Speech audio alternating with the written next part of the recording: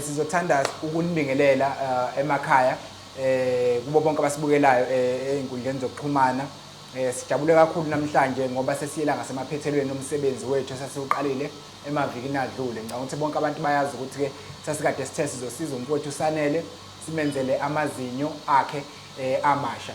So namhlanje besenza nje umsebenzi omkhulu kakhulu okuwukuthi sizomkala amazinyo.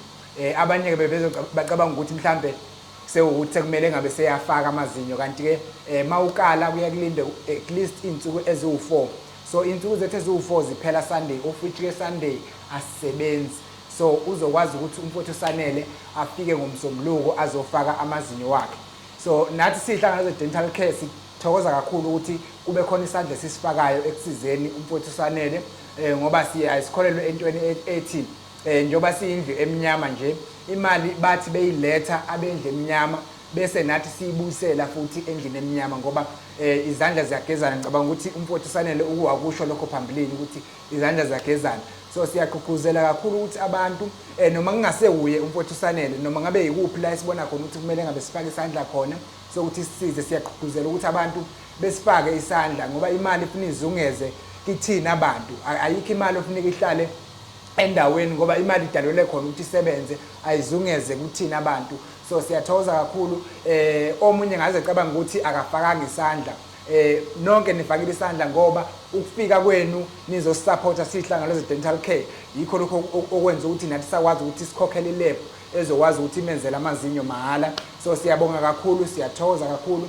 Siyathemba nokuthi umsebenzi wethu uzokwazi ukuthi umjabulise umfowethu nabantu emakhaya ubajabulise umsebenzi esiwenzayo. Siyathokoza kakhulu, siyabonga.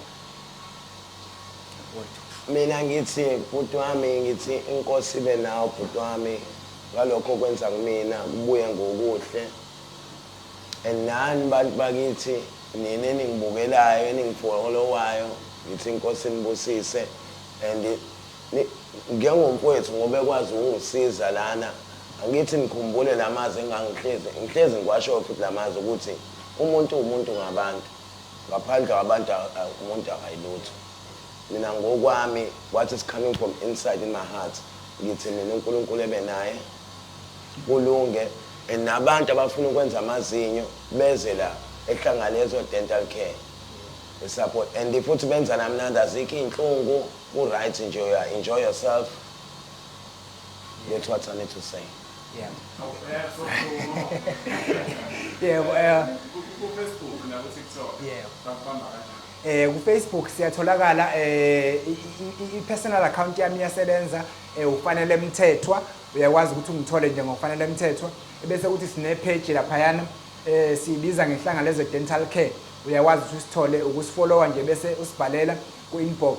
Bese ukuthi ku-TikTok uthola ufanele Mthethwa. Ufanele Mthethwa bese ukuthi i-cellphone number yethu office ungayifonela noma uyi-WhatsApp nanoma ngasiphi isikhathi. Abaziyo ke bayazi ukuthi ngiphendula noma ngasiphi isikhathi ngisho ngabhala ngo12 siyaphendula.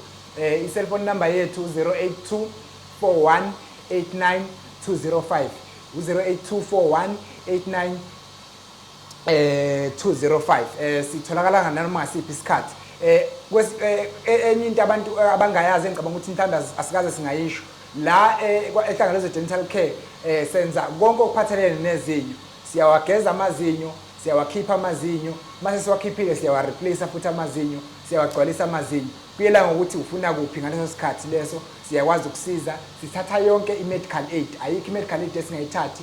Yonke i-medical aid siyayisebenzisa, be it Affinity, be it uGEMS noma ngabe yipi leyo nayo ekhaya siyakwazi ukuthi siyithathe siqale siconfirm ama-funds bese kube ukuthi siyakwazi ukuthi sisebenze ngayo. Siyabonga kakhulu.